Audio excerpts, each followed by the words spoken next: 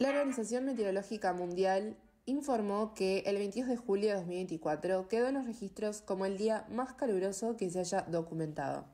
También señaló que el calor extremo afectó a cientos de millones de personas a lo largo del mes, con un efecto dominó que se dejó sentir en todas las actividades humanas. Las temperaturas medias mundiales habían establecido récord durante 13 meses, de junio a 2023 a junio 2024, pero los datos de julio prolongaron esta racha, según apuntó la portavoz de la Organización Meteorológica Mundial, quien también dijo que los gases de efecto invernadero procedentes de las actividades humanas están efectivamente cambiando nuestro clima, causando días de calor extremo.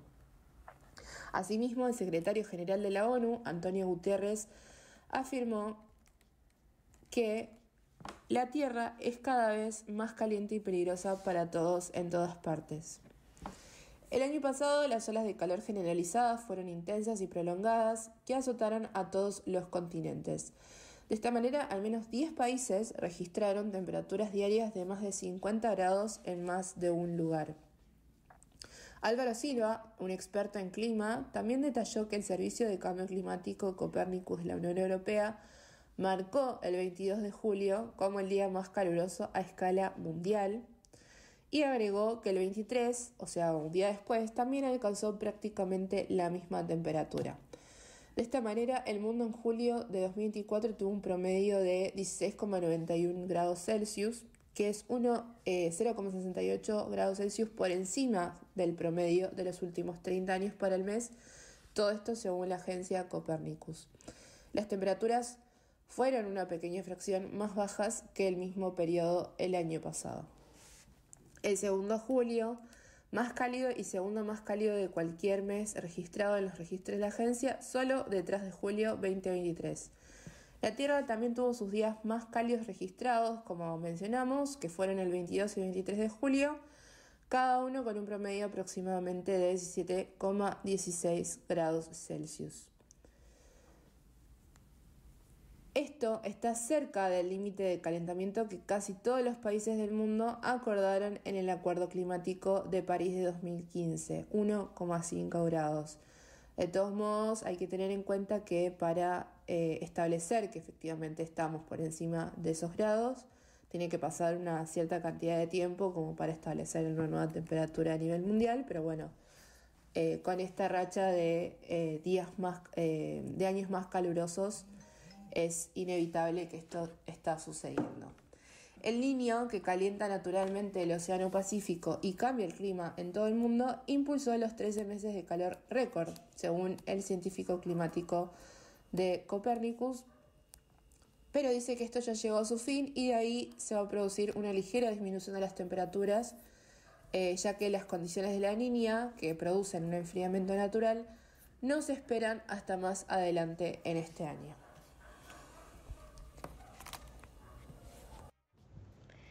La fe mueve montañas, una acción titánica impulsada por Francis Alice. Mueve una duna, decían los panfletos que se repartieron allá por abril de 2002 entre estudiantes universitarios de Lima. La invitación de Francis Alice proponía a los voluntarios formar como un cordón humano que avanzara empujando la arena de la duna con unas palas para moverla a su sitio original. Y este artista belga residente en México prometía que el desplazamiento iba a ser una dimensión muy pequeña, pero no así sus repercusiones simbólicas.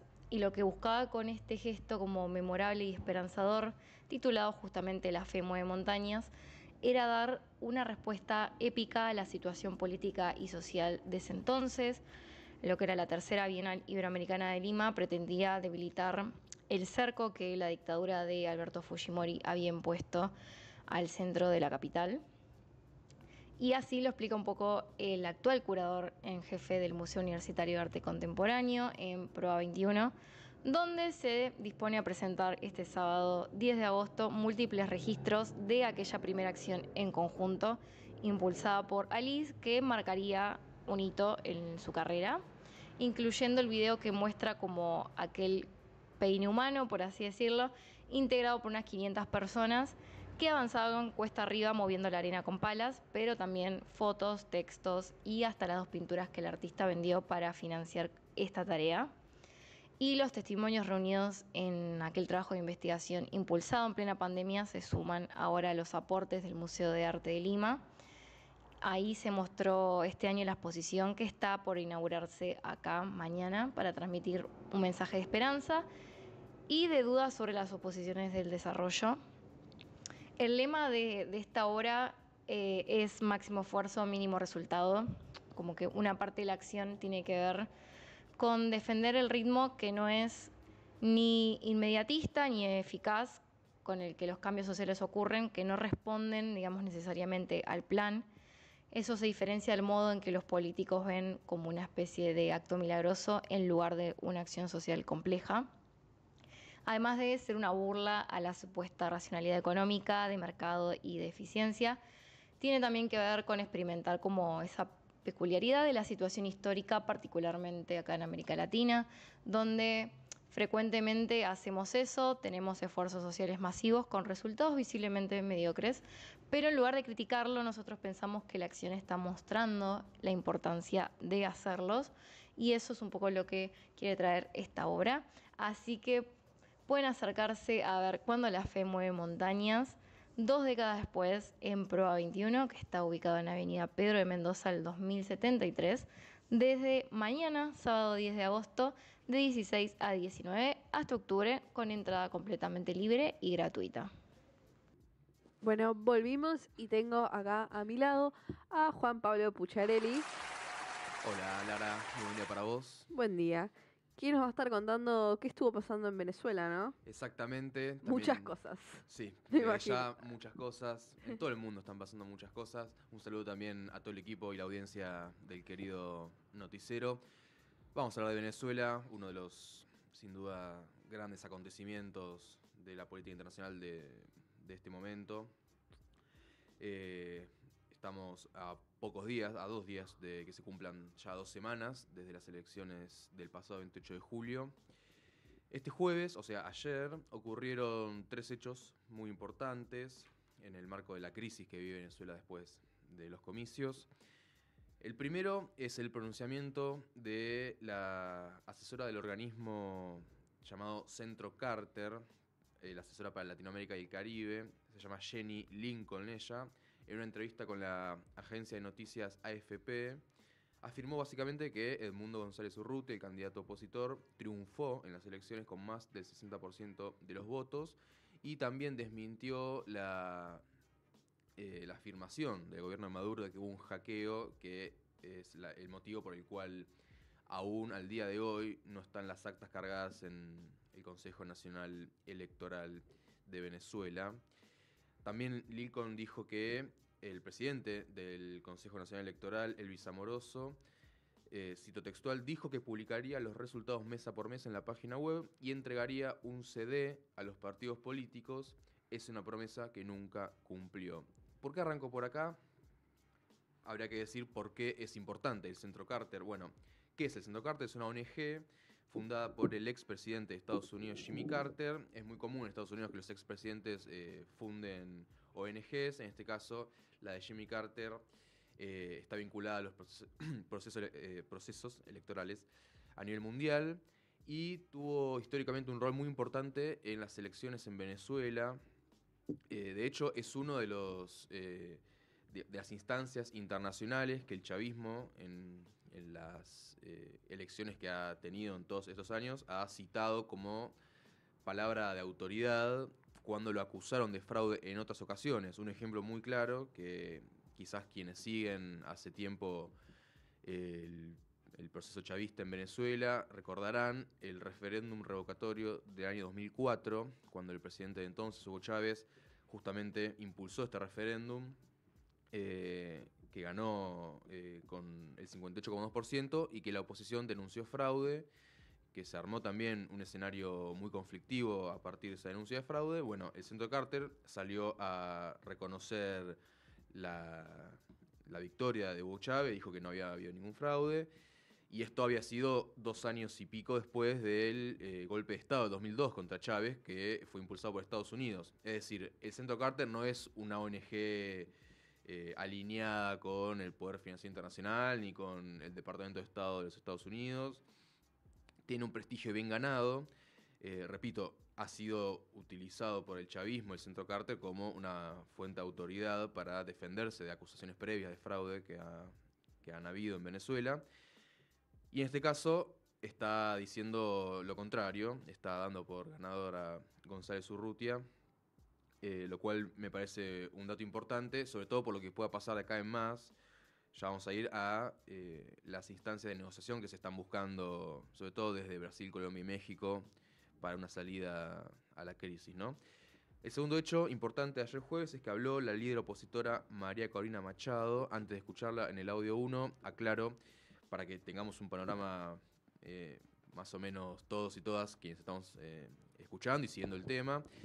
Del lado de la oposición hay básicamente dos figuras principales. Una es María Corina Machado, que es la líder opositora en Venezuela, que no se pudo presentar porque fue inhabilitada. Tampoco se pudo presentar Corina Lloris, que fue la mujer que ella designó como candidata, y se terminó presentando como tercera opción Edmundo González Urrutia, que fue el candidato que fue a las elecciones y que presuntamente habría ganado. La escuchamos ahora sí en el audio 1 a María Corina Machado. Tanto Edmundo como yo somos un bloque inseparable y les hemos dicho a los gobiernos de Brasil y de Colombia, no hemos podido tener comunicación con el gobierno de México, que estamos abiertos a su intermediación, así como la de otros países que también están dispuestos a contribuir a avanzar en una negociación seria, real, efectiva para una transición. Ya todos los venezolanos sabemos que Edmundo ganó con el 67% de los votos, nadie lo duda. El chavismo lo sabe, las Fuerzas Armadas lo saben, porque además fueron testigos a través de la República. ¿Qué queda? Efectivamente, Maduro atrincherado con un sector reducido de militares de alto rango. Esto no es sostenible. Esto no es sostenible. Ahí pasaba la líder opositora María Corina Machado. Antes aclaro que el audio lo saqué de la columna que hizo la excelente periodista Leticia Martínez en la TV Pública. No encontré el audio sin la música de fondo, así que está bien aclararlo porque lo tomé de ahí el audio, lo busqué en otros lados, no lo pude encontrar. Interesante esto que decía, o importante mejor dicho, esto que decía respecto a quién está sosteniendo hoy en día a Maduro en el poder, básicamente, que son los militares, o más precisamente la cúpula militar. Y en este sentido es muy importante una figura, que es Vladimir Padrino López, que es el ministro de Defensa de Venezuela. En realidad el cargo es ministro del Poder Popular para la Defensa de Venezuela, que es quien está siendo mirado por todos, básicamente, porque él tiene a su cargo el vínculo, básicamente, entre el gobierno y las Fuerzas Armadas, que es absolutamente fundamental para la persistencia del madurismo, de Maduro en el poder. ¿Qué dijo en estos días? Bueno, lo cito: rechazamos contundentemente los desesperados y sediciosos planteamientos contenidos en un escrito publicado en redes sociales. Se refería a la oposición. Y dijo: ratificamos nuestra absoluta lealtad a Nicolás Maduro Moros. Obviamente, del dicho al hecho, muchas veces hay un trecho y nadie puede asegurar que no vaya a haber una fractura al interior de la cúpula militar a partir de lo que pueda llegar a venir, ¿no? Así que ese es un factor absolutamente determinante para seguir la crisis en Venezuela. ¿Qué pasa al interior de la cúpula militar de las Fuerzas Armadas Nacionales Bolivarianas?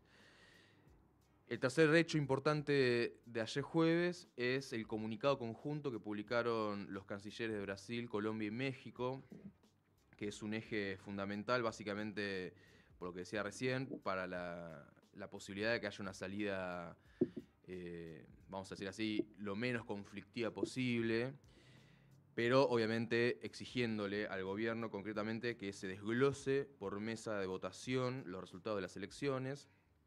Es un eje, este de Brasil, Colombia y México, que no está ni alineado con la posición más dura de países como Argentina, Uruguay, Perú, Ecuador, Costa Rica, Panamá, que directamente han reconocido a Edmundo González Urrutia como presidente electo.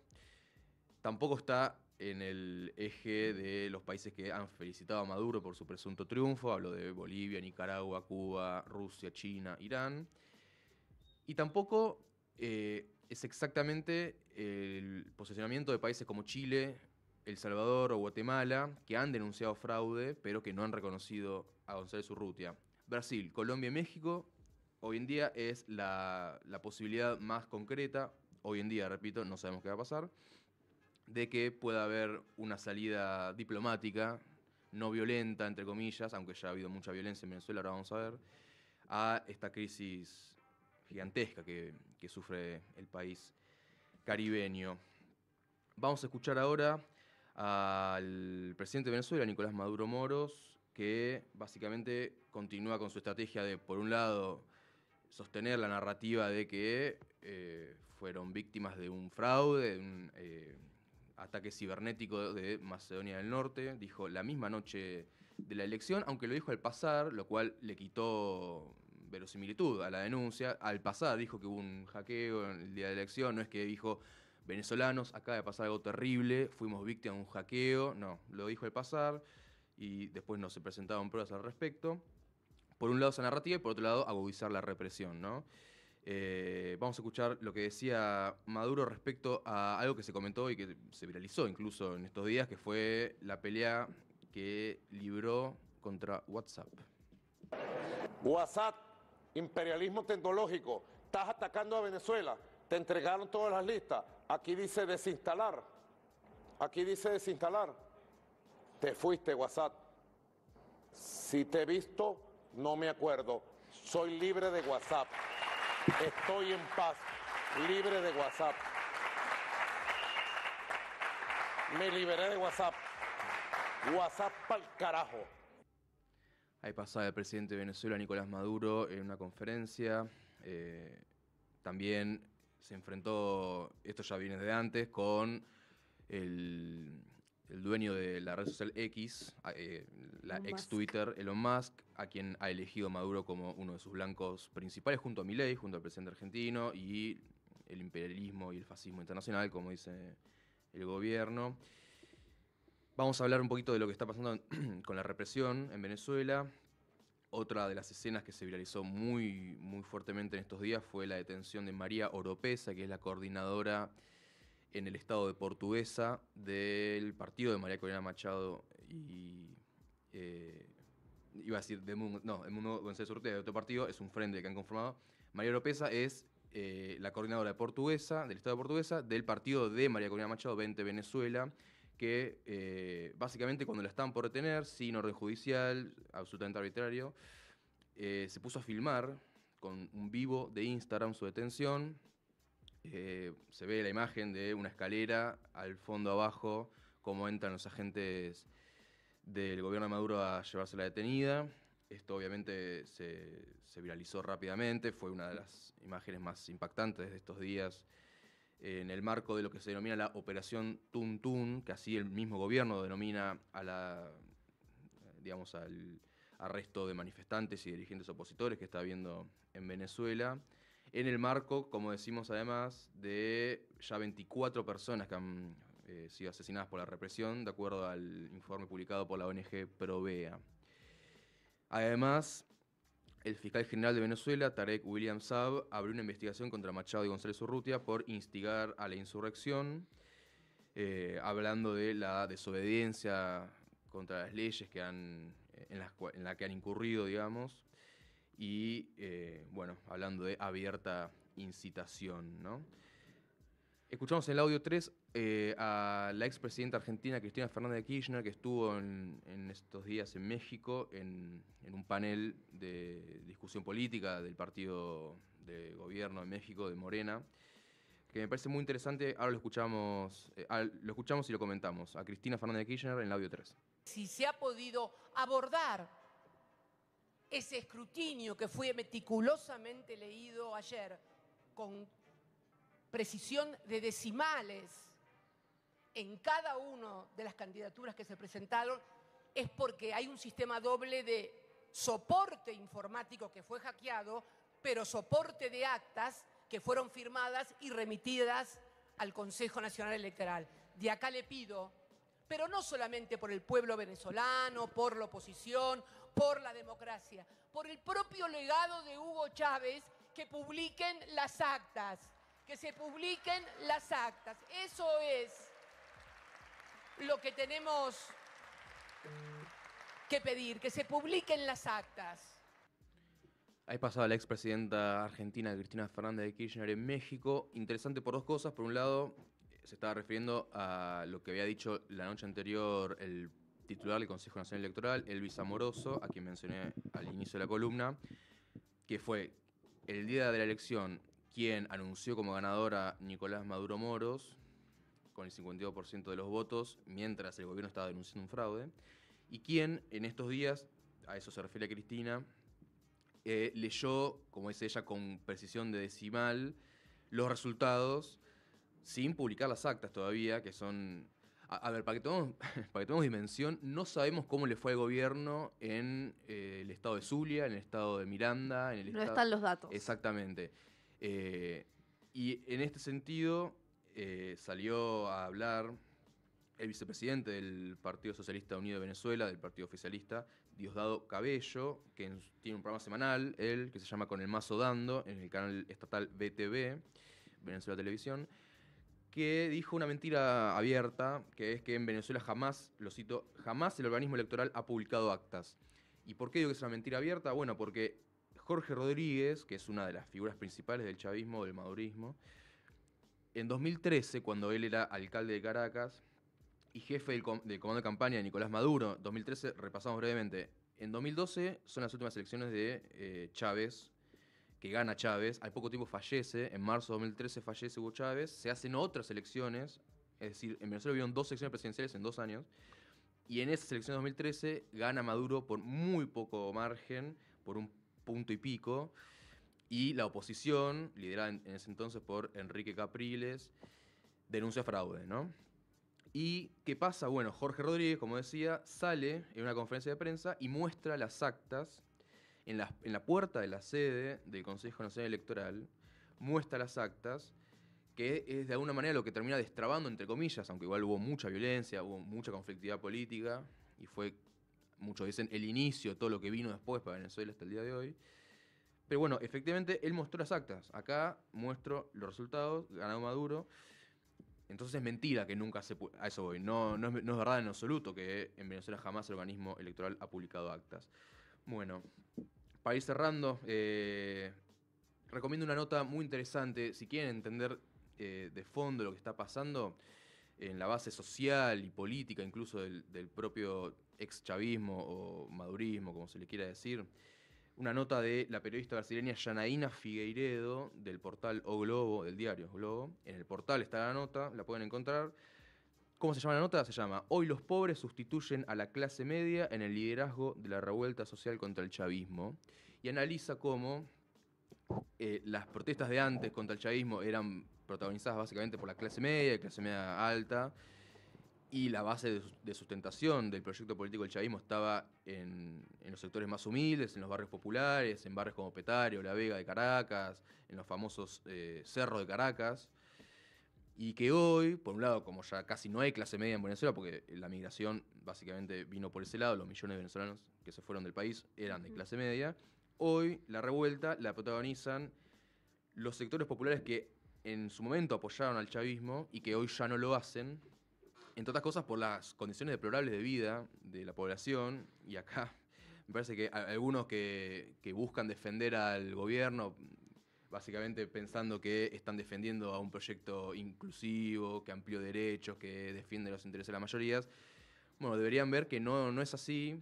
Después podemos discutir los motivos, pero concretamente el pueblo venezolano en términos económicos y sociales está sufriendo hace mucho. Y en esa nota ella lo explica muy bien. Es una cronista que fue muchas veces a Venezuela, que no está ni alineada con Washington, ni que es una mascota del Departamento de Estado, ni del Poder Financiero, ni de las corporaciones. Es una periodista muy interesante porque tiene una lectura muy aguda, y no voy a decir que es objetiva, porque la objetividad no existe en estos casos, todos portamos subjetividad, pero sí que hace un análisis muy ecuánime y muy agudo de lo que está pasando, y ella lo que sostiene es que esta vez vio un país distinto al que vio veces anteriores, entre otras cosas por este desplazamiento que hubo de los sectores populares que abandonaron al chavismo. Muchas gracias, Juan. Un placer. Vamos a terminar este bloque. Los dejo con una canción y volvemos con más Noticiero.